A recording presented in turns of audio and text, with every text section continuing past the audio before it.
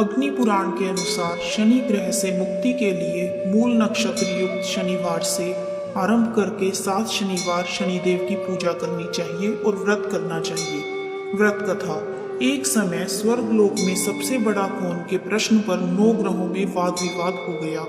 निर्णय के लिए सभी देवता देवराज इंद्र के पास पहुंचे और बोले, हे देवराज, आपको निर्णय करना होगा कि हम में सबसे बड़ा कौन है। देवताओं का प्रश्न सुन इंद्र उलझन में पड़ गए। फिर उन्होंने सभी को पृथ्वी लोक में राजा विक्रमादित्य के पास चलने का सुझाव दिया। सभी ग्रह भूलोक में राजा विक्रमादित्य के दरबार में पहुंचे। जब ग्रहों ने अपना प्रश्न राजा विक्रमादित्य से पूछा तो वह भी कुछ देर के लिए परेशान हो गए, क्योंकि सभी ग्रह अपनी अपनी शक्तियों के कारण महान थे। किसी को भी छोटा या बड़ा कह देने से उनके क्रोध के प्रकोप से भयंकर हानि पहुंच सकती थी। अचानक राजा विक्रमादित्य को एक उपाय सूझा और उन्होंने विभिन्न धातुओं जैसे सोना, चांदी, कांसा, तांबा, सीसा, जस्ता, अभ्रक व लोहे के 9 आसन बनवाए। सबसे आगे सोना और सबसे पीछे लोहे का आसन रखा गया। उन्होंने सभी देवताओं को अपने अपने आसन पर बैठने को कहा। उन्होंने कहा, जो जिसका आसन हो उसे ग्रहण करे।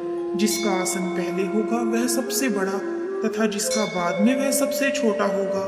क्योंकि लोहे का आसन सबसे पीछे था, इसलिए शनिदेव समझ गए कि राजा ने मुझे सबसे छोटा बना दिया। इस निर्णय से शनिदेव रुष्ट होकर बोले, हे राजन, तुमने मुझे सबसे पीछे बैठाकर मेरा अपमान किया है। तुम मेरी शक्तियों से परिचित नहीं हो। सूर्य एक राशि पर 1 महीने, चंद्रमा 2 महीने 2 दिन, मंगल 1.5 महीने, बुध और शुक्र 1 महीने, बृहस्पति 13 महीने रहते हैं। लेकिन मैं किसी भी राशि पर 2.5 वर्ष से लेकर 7.5 वर्ष तक रहता हूँ। बड़े बड़े देवताओं को मैंने अपने प्रकोप से पीड़ित किया है। अब तू भी मेरे प्रकोप से सावधान रहना।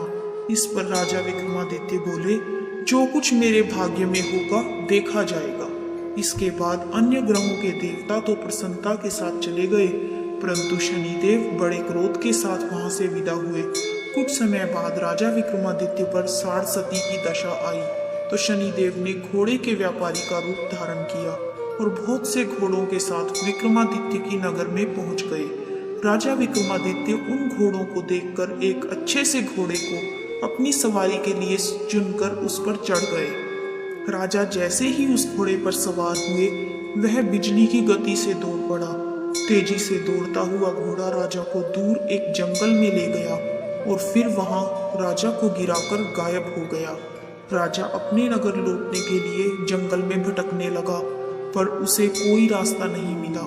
राजा को भूख प्यास भी लगी। बहुत घूमने पर उन्हें एक चरवाहा मिला। राजा ने उससे पानी मांगा।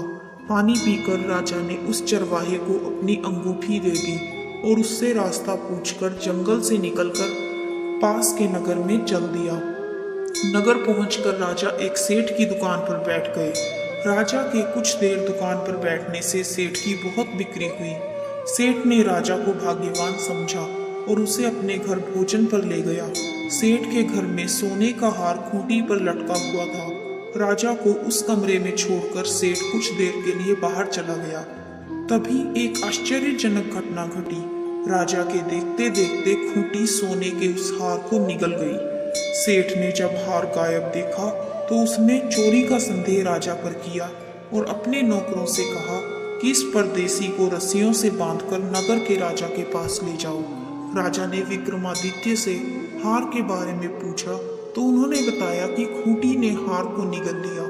इस पर राजा क्रोधित हुए और उन्होंने चोरी करने के अपराध में विक्रमादित्य के हाथ पांव काटने का आदेश दे दिया। सैनिकों ने विक्रमादित्य के हाथ पांव काटकर उन्हें सड़क पर छोड़ दिया। कुछ दिन बाद एक तेली उन्हें उठाकर अपने घर ले गया और उसे कोलू पर बिठा दिया। राजा आवाज देकर बैलों को हाँकता रहा। इस तरह तेली का बैल चलता रहा और राजा को भोजन मिलता रहा। शनि के प्रकोप की 60 पूरी होने पर वर्षा ऋतु प्रारंभ हुई। एक रात विक्रमादित्य मेघ मल्हार गा रहा था। तभी नगर की राजकुमारी मनभावनी रथ पर सवार होकर उस घर के पास से गुजरी। उसने मल्हार सुना तो उसे अच्छा लगा और दासी को भेजकर गाने वाले को बुला लाने के लिए कहा। दासी लौटकर राजकुमारी को अपंग राजा के बारे में सब कुछ बताने लगी। राजकुमारी उसके मेघ मल्हार से बहुत मोहित हुई और सब कुछ जानते हुए भी उसने अपंग राजा से विवाह करने का निश्चय किया। राजकुमारी ने अपने माता पिता से जब यह बात की तो वे हैरान रह गए। उन्होंने उसे बहुत समझाया, पर राजकुमारी ने अपनी जिद नहीं छोड़ी और प्राण त्याग देने का निश्चय कर लिया। आखिरकार राजा रानी को विवश होकर अपंग विक्रमादित्य से राजकुमारी का विवाह करना पड़ा। विवाह के बाद राजा विक्रमादित्य और राजकुमारी तेली के घर में रहने लगे।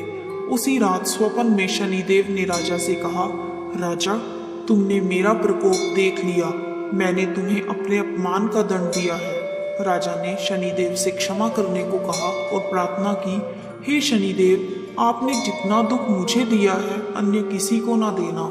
शनिदेव ने कहा, राजन, मैं तुम्हारी प्रार्थना स्वीकार करता हूँ। जो कोई स्त्री पुरुष मेरी पूजा करेंगे, कथा सुनेंगे, जो नित्य ही मेरा ध्यान करेंगे, चींटियों को आटा खिलाएंगे, वह सभी प्रकार के कष्टों से मुक्त हो जाएंगे और उनके सब मनोरथ पूर्ण होंगे। यह कहकर शनिदेव अंतर्ध्यान हो गए। प्रातःकाल राजा विक्रमादित्य की नींद खुली तो अपने हाथ पांव देखकर राजा को बहुत खुशी हुई। उन्होंने मन ही मन शनिदेव को प्रणाम किया। राजकुमारी भी राजा के हाथ पांव सलामत देखकर आश्चर्य में डूब गई। तब राजा विक्रमादित्य ने अपना परिचय देते हुए शनिदेव के प्रकोप की सारी कहानी सुनाई। इधर सेठ को जब इस बात का पता चला तो दौड़ता हुआ आया और राजा विक्रमादित्य के चरणों में गिरकर क्षमा मांगने लगा। राजा विक्रमादित्य ने उसे क्षमा तो कर दिया, क्योंकि वह जानते थे यह सब तो शनिदेव के प्रकोप के कारण हुआ था। सेठ राजा विक्रमादित्य को पुनः अपने घर ले गया और उसे भोजन कराया। भोजन करते समय वहां एक आश्चर्यजनक घटना घटी। सबके देखते देखते उस खूंटी ने हार को उगल दिया। सेठ ने अपनी बेटी का विवाह भी राजा के साथ कर दिया और बहुत से स्वर्णाभूषण, धन आदि देकर राजा को विदा किया। राजा विक्रमादित्य राजकुमारी मनभावनी और सेठ की बेटी के साथ अपने नगर वापस पहुंचे तो नगर वासियों ने हर्ष के साथ उनका स्वागत किया। अगले दिन राजा विक्रमादित्य ने पूरे राज्य में घोषणा कराई कि शनिदेव सब ग्रहों में सर्वश्रेष्ठ हैं। प्रत्येक स्त्री पुरुष शनिवार को उनका व्रत करें और व्रत कथा को अवश्य सुने। राजकुमार विक्रमादित्य की घोषणा से शनिदेव बहुत प्रसन्न हुए और शनिवार का व्रत करने और व्रत कथा सुनने से शनिदेव की अनुकंपा सब पर बनी रहती है और जातक के सभी दुख दूर होते हैं।